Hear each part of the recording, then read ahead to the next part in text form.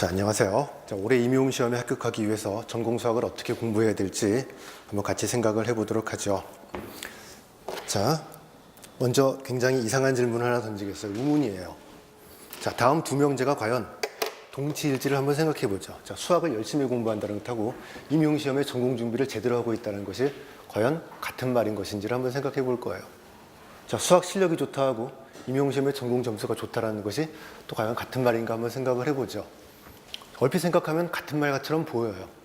하지만 이게 절대로 같은 말이 아니라는 것을 여러분들이 명심하고 준비를 해 두셔야 돼요. 당연히 수학 실력이 좋으면 전공 점수가 좋을 가능성은 더 커요. 하지만 이 두 개가 정확히 필요 충분 조건으로 맞아 떨어지는 것이 아니에요. 예를 들어 볼까요? 자, 제가 만약에 현재 수능을 본다고 가정해 봅시다. 자, 고등학생하고 저의 수학 실력을 비교하면 저는 굉장히 섭섭해요. 상대도 안 되게 제가 수학 실력이 좋아요. 그런데 제가 지금 당장 수능을 본다면 과연 제가 고득점을 올릴 수 있겠느냐고 생각해 보세요. 물론 점수가 형편없지는 않을 거예요. 하지만 아주 좋은 점수라고 제가 장담하지 못해요. 이유가 뭐죠? 수학 실력은 제가 분명히 고등학생들하고 상대도 안 되게 제가 좋아요. 고등학생 중에 수학을 아무리 잘한다는 친구가 오더라도 저하고 수학 실력을 비교하면 저는 굉장히 섭섭해요. 그런데 점수를 실제 수능을 본 점수를 보면 그 학생들은 저보다 월등히 점수가 좋을 거예요. 이유가 뭐냐면 그 학생들은 수능 시험 공부를 한 학생들이에요. 저는 시험 공부를 하지 않고 그냥 수학을 하는 사람이에요. 물론 수능 문제는 저 얼마든지 다 풀 수 있어요. 시간만 충분하면. 하지만 저 주어진 시간 안에 그거 다 풀 수 있다고 장담하지 못해요. 왜? 저는 고등학교 수학을 손놓은 지가 벌써 거의 30년이 됐어요. 어떤 문제가 나오는지도 몰라요. 문제를 보고 생각을 해서 저는 답을 구할 수 있지만 주어진 시간 안에 과연 그걸 다 할 수 있겠느냐? 절대 불가능할 거란 건 제가 알아요. 이미 나이도 들었기 때문에 머리도 빨리 안 돌아가요. 자, 수학 실력과 시험의 점수는 분명히 상관관계는 있지만 그 두 개가 정확히 일치하는 것은 아니다라고 하는 거예요. 임용시험도 마찬가지예요. 그래서 여러분들이 기억할 것. 자, 임용시험 공부를 준비하는 것은 분명히 수학을 공부하는 거지만 목표하고 수단을 여러분이 헷갈리면 안 돼요. 목표는 무엇이죠? 임용시험에 합격하는 거예요. 점수가 좋아야 돼요. 자, 시험을 위한 공부하고 학문을 위한 공부는 별개예요. 자, 그런데 여러분이 공부를 하다 보면 처음에 시험 준비를 하다 시작하다가 전공 공부를 하다 보면 어떻게 돼요? 자기도 모르는 사이에 시험 공부가 아닌 무엇을 공부하게 돼 있어요? 전공 공부만을 하게 돼 있어요. 여러분이 수학을 계속 공부해서 박사를 따고 할 사람들이 아니거든요. 자, 그렇다면 그 전공을 공부할 때도 시험 준비를 한다라는 생각을 항상 염두에 두고 그리고 전공 공부를 하셔야 돼요. 자, 이 차이를 여러분이 반드시 염두에 두시고요. 자, 이렇게 생각을 하다가도 나중에 여러분이 질문할 거 보면 어떤 질문은 제가 답은 해드리지만 사실은 임용시험을 본다면 굳이 지금 신경 쓰지 않아도 되는 부분을 너무 깊게 들어가는 경향도 있어요. 자, 그 부분이 어디라고 제가 지금 딱 집어 말씀드릴 수 없고요. 그런 부분들은 같이 공부를 하면서 이제 우리가 그런 부분들을 정리해 나가야 돼요. 그래서 가장 여러분이 먼저 해야 될 것, 목표하고 수단을 절대 혼동하면 안 돼요. 그래서 우리는 임용시험이라고 하는 시험을 준비하는 수단으로서 뭘 하는 거예요? 수학 전공을 공부하는 것이다. 자, 이 생각이 절대 원칙이라는 걸 기억해 둡시다. 자, 그렇다면 최종 목표는 임용시험의 합격이에요. 자, 이건 너무 거창하죠? 현실적으로 정확한 목표를 설정을 해야 돼요. 자, 어떻게 설정하는 게 좋을까요? 전공을 몇 점 받겠다? 자, 이건 무의미해요. 왜? 시험의 난이도가 매년 달라져요. 그리고 내가 전공을 70점을 받았어요. 그렇다고 합격 보장 못해요. 다른 사람이 다 80점이면 난 떨어져요. 다른 사람이 60점이면 난 붙어요. 자, 내가 전공 60점을 받았어요. 아까보다 낮았죠? 그렇다고 떨어진다고 말할 수 있나요? 아니에요. 다른 사람의 점수가 50점이면 난 붙고요. 70점이면 난 떨어지는 거예요. 난이도도 전부 다 해마다 달라지고요. 자, 시험 보는 사람도 달라져요. 자, 그렇다면 현실적인 목표를 내가 전공을 몇 점을 목표로 하겠다라는 건 불가능한 것이에요. 자, 그렇다면 현실적인 목표는 내가 어떻게 잡아야 되겠느냐라는 것. 이것이 굉장히 중요하고요. 이게 아까 말했지만 우리 전공을 시험 공부의 수단으로 본다는 거고 관계가 있는 말이 되어버려요. 자, 수학의 전범위를 완벽하게 준비한다? 불가능이에요. 저도 아직 완벽히 다 몰라요. 자, 불가능하고요. 필요하지도 않아요. 자, 여러분이 임용시험을 100점 맞으려고 공부하는 게 아니죠. 100점 맞으려고 공부하는 것이 아니고 합격을 위한 점수만 있으면 돼요. 합격이 목표지 100점이 목표가 아니라는 거예요. 아까 제가 말씀드린 수학이 목적이 아닌 무엇이에요? 수학은 도구이고 합격이 목적이라는 것. 자, 그래서 우리 목표를 어떻게 세워야 되냐면 합격을 위한 점수는 딱 1점이면 돼요. 자, 그런데 그 1점이 뭐면 돼요? 다른 사람보다 1점만 더 맞으면 되는 거예요. 자, 이게 우리 목표예요. 다른 사람보다 1점을 더 맞자? 그럼 난 합격한다예요. 물론 임용시험을 준비하는 사람 중에 아주 수학을 잘하시는 분이 있어요. 근데 그런 사람은 경쟁자가 아닌 거예요. 빼야 돼요. 상위 몇 프로, 또 그리고 시험 볼 때까지 아직 준비가 제대로 안 된 하위 몇 프로는 빼고 나머지 경쟁자들은 실력이 다 거기서 거의 비슷해요. 거의 비슷한 실력을 갖고 있는 사람 중에서 시험을 봤을 때 무엇이에요? 내가 그 사람보다 1점만 더 받으면 합격을 한다. 자, 이게 우리의 전략이에요. 그리고 목표예요. 자, 이걸 하기 위해서 우리가 무엇을 해야 될 것인지를 생각을 해야 돼요. 자, 기본적으로 수학 실력은 다른 사람하고 비슷한 정도까지 가져야지만 이 작업을 할 수 있어요. 월등히 다른 사람보다 내가 수학을 잘하겠다? 굉장히 현실적으로 힘이 든 목표고요. 거의 불가능하고 그럴 필요도 없다라는 것이에요. 자, 그래서 과연 다른 사람보다 1점을 더 받기 위해서는 우리가 무엇을 해야 되는 것인지로 또 가봅시다. 결국은 시험 때 내가 답안을 어떻게 쓸 것이냐죠. 그때 다른 사람보다 1점을 더 받아야 돼요. 아주 간단해요. 아는 문제는 절대로 실수하면 안 돼요. 감점당해서는 안 돼요. 자, 이제 기입형하고 서술형의 차이가 있는데요. 서술형은 감점이라는 게 있어요. 나는 맞게 썼다고 생각했는데 깎일 수가 있어요. 부분 점수라는 게 있어요. 나는 틀렸다고 생각했는데 점수를 받을 수도 있어요. 자, 이걸 최대한 여러분이 활용해 줘야 돼요. 그래서 아는 문제는 절대로 실수하거나 감점을 받아서는 절대 안 돼요. 치명적이 되고요. 자, 이제 어려운 문제가 분명히 나와요. 좀 이따 예를 들어 드릴 거예요. 어려운 문제에서는 최대한 부분 점수를 받아내야 되는 것이 우리의 목표예요. 자, 이것을 어떻게 하면 이렇게 할 수 있는지. 자, 그래서 어떻게 공부해야 될지를 보기 위해서 자, 이제 작년부터 제도가 새로 바뀌었죠. 그래서 새로운 제도에서 어떤 일이 벌어질지를 보기 위해서 작년 문제의 특징을 한번 살펴보도록 하겠어요. 자, 2014년 작년 문제를 보면 자, 2교시 전공 A에는 총 21문항, 21문항이 출제됐어요. 수학하고 수학 교육을 합쳐서. 자, 기입형이 15문항, 서술형이 6문항이고요. 50점의 제한 시간이 90분이에요. 자, 어떤 특징이 있냐면 그냥 단순히 산술 평균을 내더라도 4.18분에 한 문제 풀어야 돼요. 5분이 채 안 걸려요. 한 문제 푸는데 5분이 안 걸려야 돼요. 자, 무슨 싸움이에요? 시간과의 싸움이에요. 자, 문제는 여러분이 절대 못 푸는 문제 안 내요. 이때는. 왜? 출제자도 알아요. 시간이 빡빡하다는 거 알기 때문에 2교시에서는 절대로 어려운 문제가 몇 문제 들어가거나 그러진 않아요. 한두 문제 빼면 여러분이 충분히 다 할 수 있는 문제들이에요. 자, 그 나머지는 뭐죠? 시간과의 싸움이에요. 누가 더 빠르게 해결하느냐. 또 하나가 있죠? 실수예요. 실수는 치명적이에요, 이때. 왜 치명적이냐면 기입형 문제의 특징이에요. 기입형은 단답식으로 출제가 됐거든요. 단답식은 뭐죠? 실수하면 2점이 날아가요. 서술형, 논술형보다 무서워요.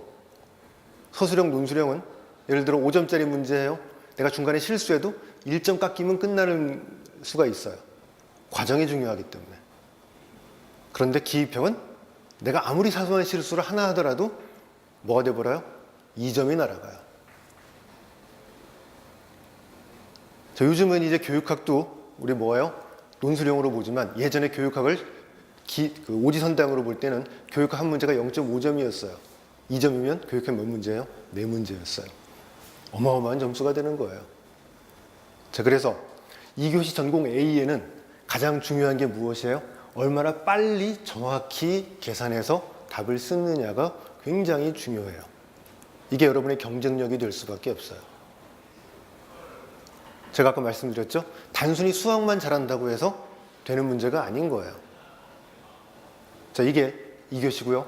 자, 3교시는 자, 수학 교육학과 합쳐서 5문장의 문제가 출제가 됐어요. 시간은 90분이에요. 자, 따라서 시간은 충분해요. 무엇에 비교하면 전공 A랑 비교한다면 시간이 모자라는 일은 별로 없을 거예요. 시간이 충분히 많아요. 자, 그럼 이때 무엇이 결정적인 역할을 하느냐? 자, 이 답안 작성이 굉장히 중요해요. 자, 아까 말했지만 서술형, 논술형은 부분 점수하고 감점이 있어요. 자, 감점을 당하지 않고 부분 점수를 최대한 받을 수 있는 답안 작성이 굉장히 중요해요. 자, 이렇게 말만 하면 여러분 잘 모르겠죠? 그래서 우리 작년도 문제 2번 문제를 가지고 한번 답안 작성이 왜 중요한지를 생각을 해볼 거예요.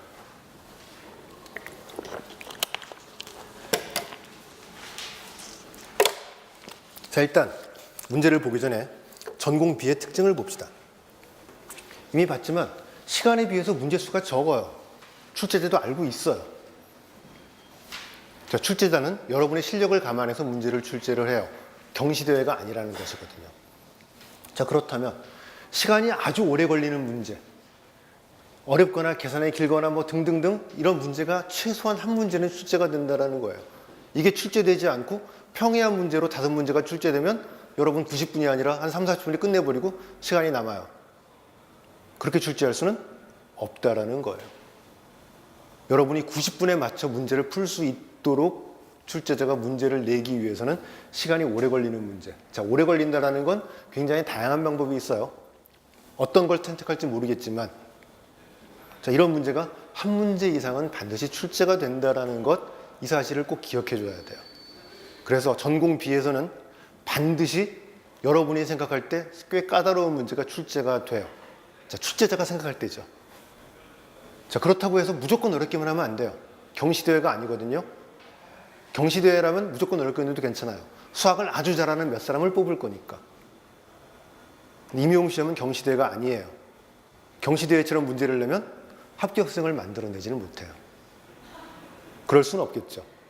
그래서 어려운 문제를 하더라도 여러분이 손도 못 대게 내는 문제가 아니고 뭔가 여러분이 손은 댈 수 있는데 완벽히 맞으려면 조금 어려워. 굉장히 난해하죠. 출제자도 분명히 고민을 하고 문제를 만들 수밖에 없어요. 자, 그래서 작년의 경우에 그런 문제가 어떤 문제인지를 봅시다. 자, 논술형 문제예요. 자, 문제는 대충 보면 여기 4개의 함수를 주고서 이게 생성하는 복수 벡터 공간을 주고요. 자, 함수 t를 요 곡선 C 반지름 일자리 원을 따라서 요 선적분한 함수를 선형 변환으로 주고서, 자, 선형 변환인 걸 증명하고요. 커널을 구하고 t 역상의 2를 구하라는 문제가 출제가 됐어요. 자, 이런 문제는 기출문제 풀이가 이제 다 돼 있기 때문에 여러분들이 아마 충분히 보실 수 있을 거니까 이 문제 자체에 대해서 길게 설명은 안 해드릴 거예요. 자, 첫 번째, 요 t라는 요 함수가 선형 변환인 걸 보이는 것은 쉽게 할 수 있어요. 자, 이거 생략하겠어요. 자, 그렇다면 여러분이 생각할 게 있어요. 여러분이 여기까지만 썼다고 가정해 봅시다. 내가 몇 점 받을지 예상을 해야 돼요. 자, 총 10점이거든요. 자, 10점인데 우리가 보여야 될 게 뭐죠? 선형 사상인 거 보여야 돼요. 커널을 구해야 되고 t역상의 2를 구해야 돼요. 단순히 3분의 1씩 처리하더라도 몇 점이에요? 맥시멈 3점이에요.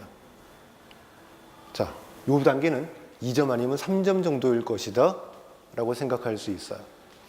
자, 커널을 구하기 위해서 TF1, TF2, TF3, TF4를 구해서 커널을 구해야 돼요. 근데 문제는 TF1, TF2, TF3까지는 여러분이 쉽게 구할 수 있어요.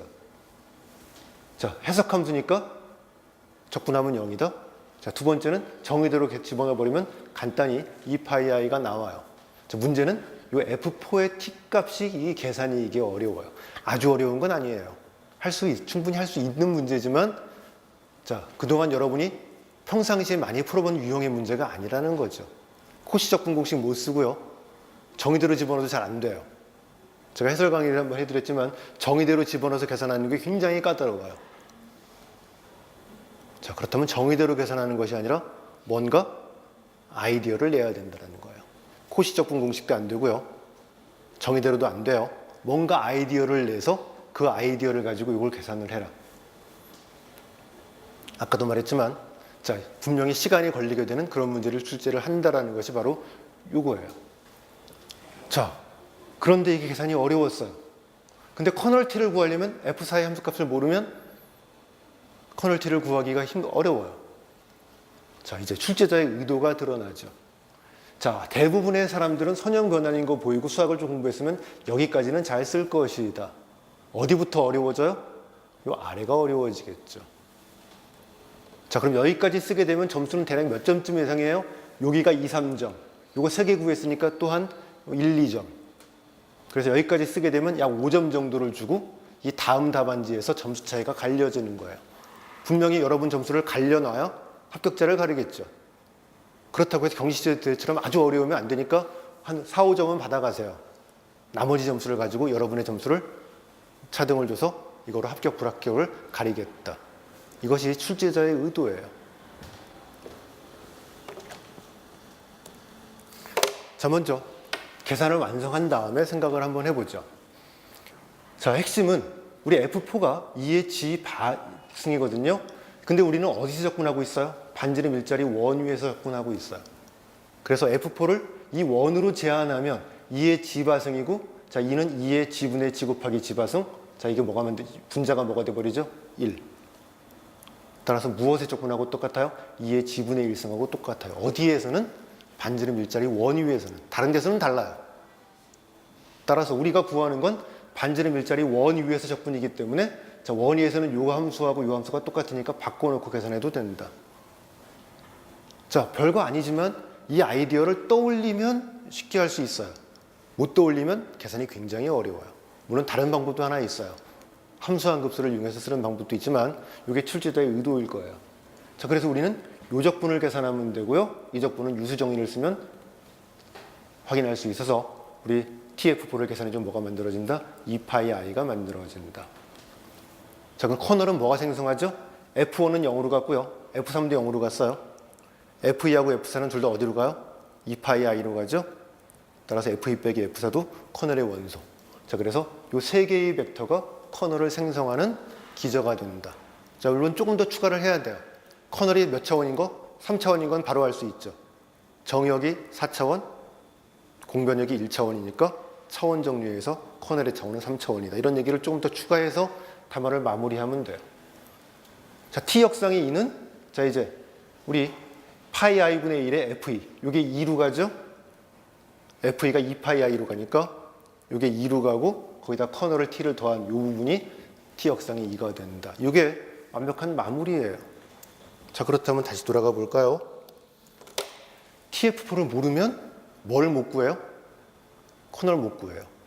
T 역상이 못 구해요. 근데 여기서 막혔어요. 자, 이제 여러분이 저때 시험에 보러 갔을 때 과연 TF4를 계산할 수 있겠느냐라고 생각을 해봅시다. 자, 이 TF4의 계산은 절대로 만만치 않아요. 물론 알고 보면 쉬워요. 별거 아니에요. 그런데 실제 여러분이 시험에 닥쳤을 때를 생각해 보세요. 시험에 닥쳤을 때 딱 정의대로 했는데 계산이 안 돼요. 코시적분 공식 못 써요. 당황하게 되면 저 생각이 떠오르는 게 절대 쉬운 일이 아니에요. 실제로 이거 제한 시간 안에 이걸 해결한 사람 많지 않아요. 자, 그렇다면 아까 제가 제일 처음 말씀드렸던 부분으로 나가 봅시다. 자, 이거 해결한 사람 있어요. 없진 않아요. 분명히 이거 해결한 사람 저도 제 학생 중에 작년에 있었거든요.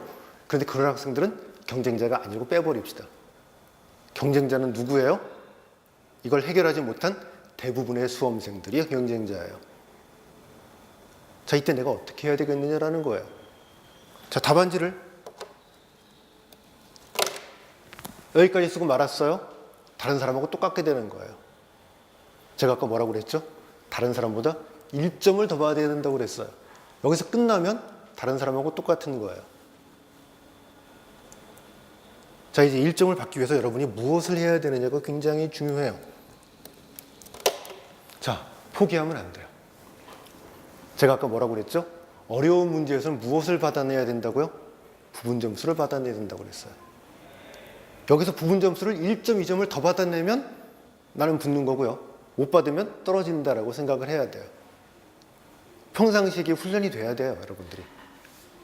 제가 아까 단순히 수학 공부하는 것과 시험 공부를 하는 건 다르다고 했죠? 시험 공부를 할 때에는 이게 훈련이 돼야 돼요. 자, 모의고사를 제가 나중에 또 운영하지만 모의고사반의 가장 중요한 목적 중에 하나가 이걸 훈련하는 거예요. 그동안 여러분이 모의고사를 보기 전까지 수학을 공부를 했어요. 수학 실력을 쌓았어요. 자, 이제 실제 모의고사에서 뭐 하는 거예요? 시험에 맞춘 실전적인 연습이에요. 제 작년 모의고사를 볼 때 제가 항상 굉장히 어려운 문제를 한 문제를 출제를 해요. 그리고 뭐라고 말하냐면 이거 여러분 보고 풀라고 내는 문제 아니라고 문제를 해요.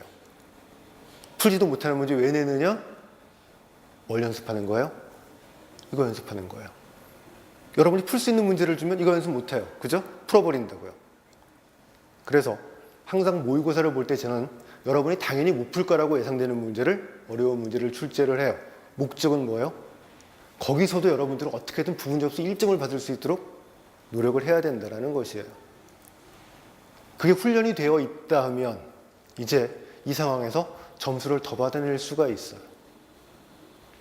자, 어떻게 쓰면 점수를 받을 수 있을지 여러분이 간단히 한번 생각을 해보세요. 계산을 못하겠어요. 계산을 해야 코너를 구해요.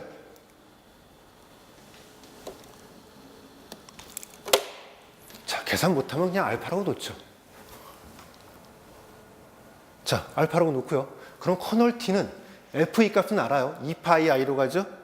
2파이 i분의 알파 곱하기 fe. 이거 어디로 가죠? 알파로 가요. 이거 알파로 가죠.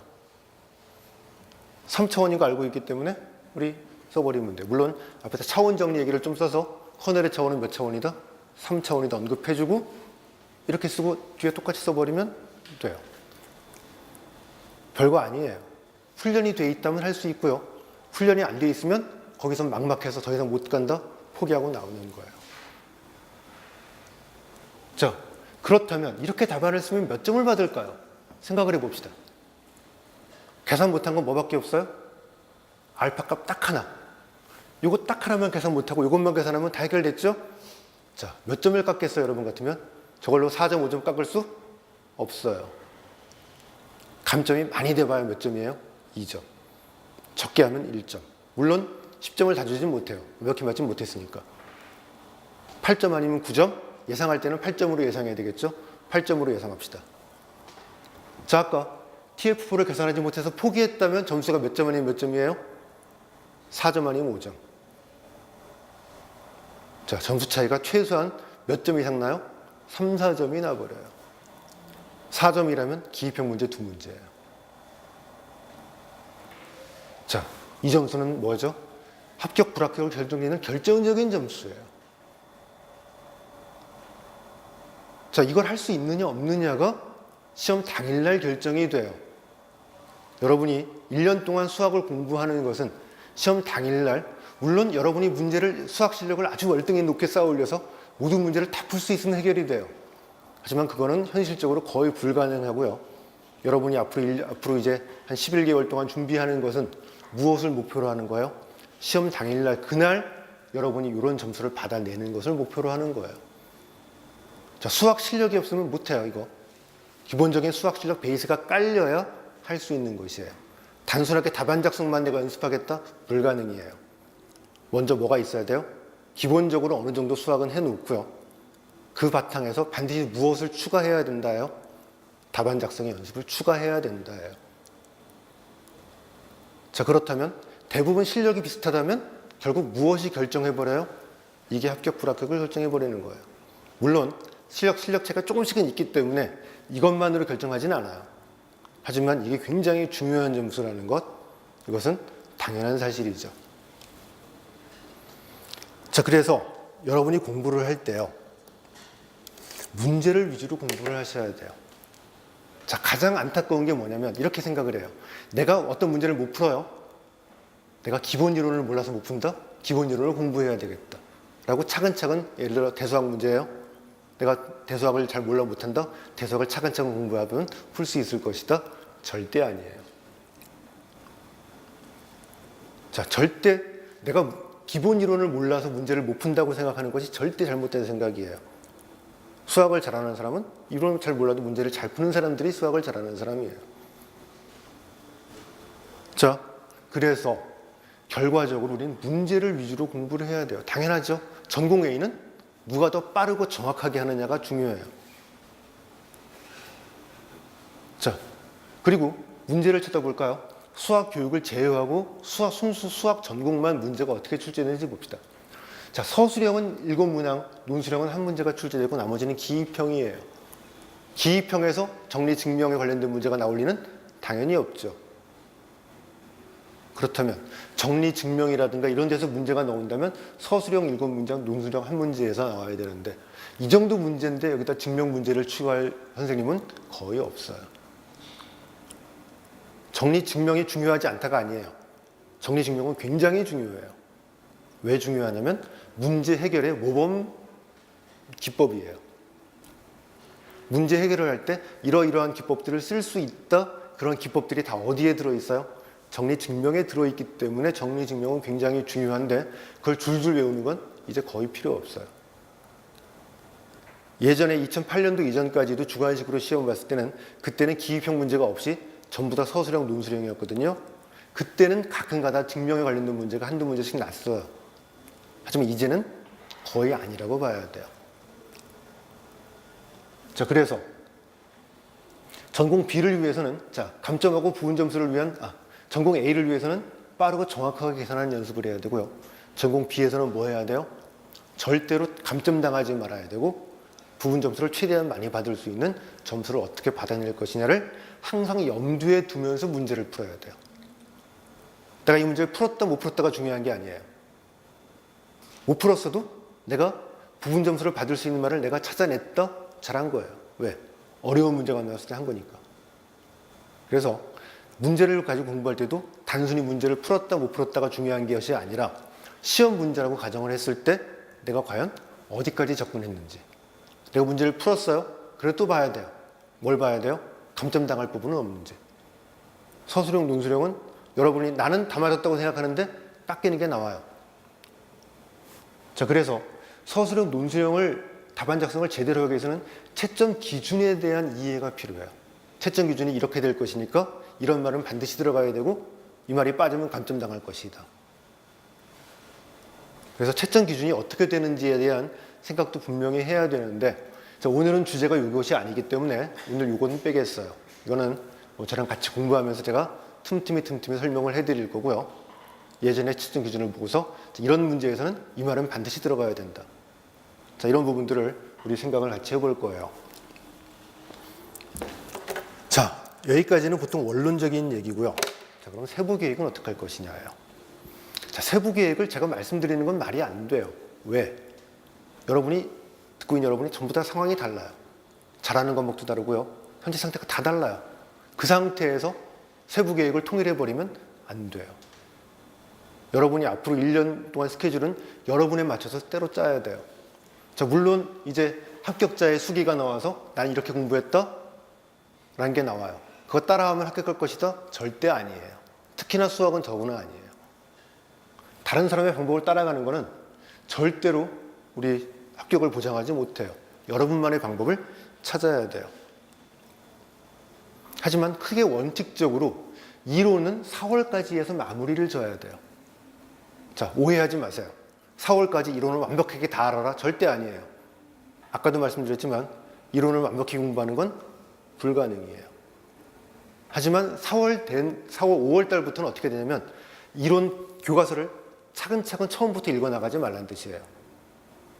문제를 가지고 부딪히면서 내가 모르는 부분만 발췌해서 골라 봐야 돼요. 자, 이론의 완성은 문제가 이론을 완성하는 거예요. 자, 이론이 뭐죠? 문제를 풀기 위한 도구예요. 아무리 이론을 많이 알아도 문제를 못 풀면 아무 소용없어요. 그래서 실전적으로 5월 이상 이후부터는 교과서를 처음부터 쭈룩 훑어가는 공부를 해서는 안 돼요. 문제를 풀면서 내가 기본 이론에 모르는 부분이 있다고 알게 되면 그 부분만 따로 봐야 돼요. 그래서 4월까지 전체적인 이론의 흐름을 공부를 해두시고요. 자세한 부분들은 문제를 풀면서 같이 완성을 해나가는 것이 기본적인 생각이에요. 자, 5월, 6월까지 문제를 안 풀고 계속 기본 이론만 쳐다보는 건 이건 합격할 수가 없는 방법이에요. 반드시 문제 위주가 돼야 되고요. 자, 문제 풀이는 빠르면 빠를수록 좋아요.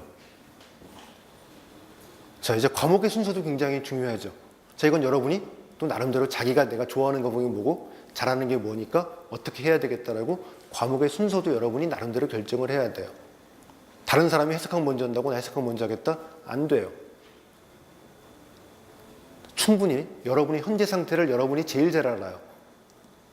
그걸 감안해서 계획을 짜야 돼요.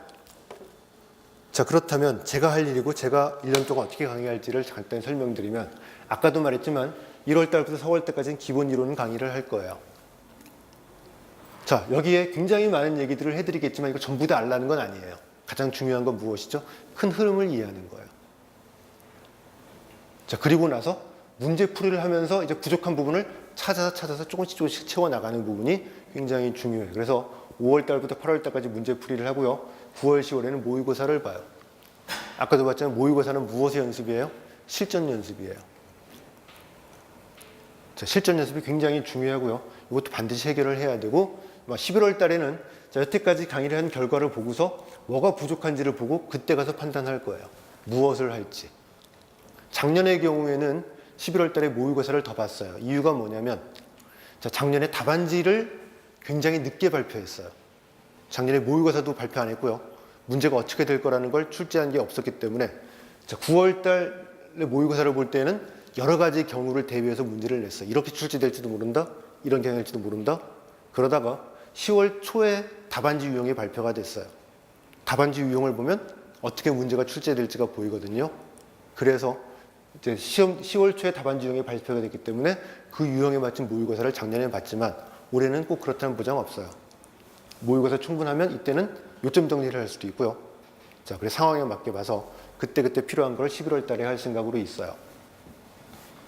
자, 그러면 기본 이론은 제가 어떻게 순서대로 강의할 것이냐. 모든 과목을 동시에 강의를 할 수는 없죠. 제가 순서를 결정을 해야 돼요. 그 고민을 좀 많이 했어요. 자, 그 고민한 결과 대수학을 먼저 하기로 하고, 제가 1, 2월 달엔 대수학을 먼저 시작을 할 거예요. 자, 이유는 간단해요. 제가 해석학을 강의하면 1, 2월 달에 여러분 대수학 공부 안 한다 아니죠. 해야 돼요. 제가 해석학을 강의하면 여러분들은 1, 2월 달에 여러분 나름대로 대수학 공부를 해야 돼요. 제가 대수학을 강의한다고 했으니까 해석학은 여러분들이 1, 2월 달에 문제도 풀고 공부를 해야 돼요. 대수학을 선택한 원인은 간단해요. 여러분이 혼자 공부하기가 해석하기 편하다라는 거죠. 미분적분은 여러분이 굉장히 익숙한 것들이에요. 고등학교 때도 했고요. 1학년 미적분하기도 했고요. 여러분이 사실 익숙한 편이기 때문에 문제를 푸는 것도 혼자도 잘 할 수 있어요. 대수학은 그런데 여러분이 언제 배우죠? 대학교 3학년이 돼서 배워요. 자, 물론 3학년 때 대수학을 잘 배워서 잘하는 사람은 괜찮아요. 그런데 그때 대수학하고 친해지지 않은 사람들은 혼자 대수학 공부하세요? 못해요. 자, 그래서 제가 제일 처음 선택한 과목은 대수학부터 시작을 할 거예요. 그리고 제 강의는 좀 길어요. 다른 강의보다. 왜 기냐면 나중에 여러분이 이론을 반복해 공부할 게 아니거든요. 처음 공부할 때 제대로 여러분이 공부를 해야 될 것이기 때문에, 자, 대수학에서 여러분이 임용시험 볼 때 필요한 부분은 전부 다 건드릴 거예요. 자, 무슨 뜻이냐면 교재를 보면 연습 문제에 있는 것들이 있어요. 예를 들어 정규화 부분군이라든지 교환자 부분군이라든지 이런 것들은 대부분 여러분 대수학책 연습 문제에 있는 것들이에요. 자, 그거에 관련된 이론들을 미리 전부 다 공부를 할 거예요. 그래서 우리 꽤 길게 강의를 할 거기 때문에, 자, 제가 이제 대수학을 여러분이 수강하시는 분들도 1, 2월 달에 대수학을 듣겠다? 자, 그래도 1, 2월 달에 해석 공부 안 하면 안 돼요. 여러분이 공부를 하면서, 자, 저한테 질문하고 계속 해야 돼요. 자, 이제 제가 할 일이 무엇인지를 정확히 말씀을 드려야 돼요. 임용시험에서 제가 하는 역할은 여러분을 합격의 길로 인도하는 사람이 안내자예요. 근데 아까도 말했지만 합격을 위한 길은 전부 다 달라요. 다 똑같을 수가 없어요. 다른 사람의 길을 따라간다? 합격을 보장하지 못해요. 나만의 길을 찾아야 돼요. 자, 그래서 여러분이 저를 어떻게 활용하느냐가 굉장히 중요해요. 자, 이걸 사실 오늘 말씀드린 게 진짜예요. 저를 활용하지 못하면 불합격한다는 말을 하지 못하죠. 합격의 가능성이 높지는 않아요. 저를 잘 활용해야 합격의 가능성이 높아져요. 자, 여러분들이 단순히 제가 지식만 전달하고 여러분이 지식을 전달받는 사람이라고 생각한다면 합격하기 힘들어요. 왜일까요? 수학이 그렇게 만만하지 않아요. 몇 달 저한테 수업 듣고 그 지식으로 수학을 다 푼다? 수학이 그렇게 만만하면 여러분이 이렇게 나와 있질 않죠. 절대로 수학은 그렇게 만만하지 않아요. 제가 기본 이론 강의를 굉장히 자세하게 해요. 제 강의를 3번 들었어요. 제 기본 이론 강의는 거의 외우다시피 해요. 그렇다고 해서 문제를 푸느냐? 아니에요. 문제를 푸는 것과 기본 이론을 이해하는 건 별개의 것이에요. 자, 여러분이 상황마다 다르거든요. 자, 그래서 여러분이 저하고 굉장히 친해져야 돼요.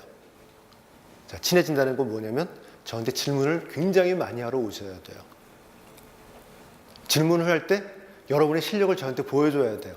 그래서 이분은 어떤 사람이구나를 제가 알게 되면 제가 나름대로 또 길을 제시해 드려요. 자, 이게 절대 쉬운 게 아니에요. 자, 저를 잘 활용하게 될 때가 언제가 가장 되냐면 모의고사 반을 진행을 해서 저한테 첨삭을 한번 받고 나면 그리고 그때 붙으면 다행인데 그에 떨어지잖아요. 그 다음에 달라져요. 왜? 첨삭하면서 저랑 이런 작업을 하다 보면 그때 실력이 느는 걸 느끼거든요. 자, 여러분은 그러면 안 돼요. 모의고사 반에 첨삭하기 전에 여러분이 실력을 저한테 보여주고 저를 최대한 활용해야 돼요. 제가 학생이 그렇게 많지 않지만 저는 제 직강생들의 합격률이 굉장히 높아요. 근데 그게 해에 따라 좀 변해요. 자, 변하는 게 해에 따라 실력이 달라져서가 아니라 어떤 해 학생들은 저한테 질문도 많이 하고 저를 굉장히 잘 활용을 해요. 그렇지 못하신 분들 때가 있거든요. 그게 분명히 합격률의 차이가 나오게 돼 있어요. 그래서 시험 볼 때쯤 되면 제 나름대로 짐작을 할 수 있어요. 올해 학생들이 저한테 얼마나 질문을 했느냐를 판단해 보더라도 올해 성적이 좋을 것이다 나쁠 것이다 제가 짐작할 수 있어요. 자, 그래서 인강을 수강하시는 분들이 문제, 직강을 수강하시는 분들은 저를 자주 보기 때문에 질문도 할 기회가 많아져요. 자, 인강을 수강하시는 분들이 대체로 제가 어떤 분인지 잘 몰라요. 자, 따라서 제가 나중에 카페 주소를 알려드릴 건데요. 카페에다 최대한 질문을 많이 해주셔야 돼요. 그래서 저를 최대한 잘 활용해서 여러분들이 올해 합격할 수 있도록 준비를 하는 것이 이게 제일 중요해요. 제 수업을 듣는다? 수업만 들어서는 제가 합격한다고 제가 장담드리지 못해요. 하지만 저를 최대한 괴롭혀야 돼요. 제가 보면 질문이 워낙 많이 해서 내가 도망 다니도록 여러분이 저를 쫓아다녀야 돼요.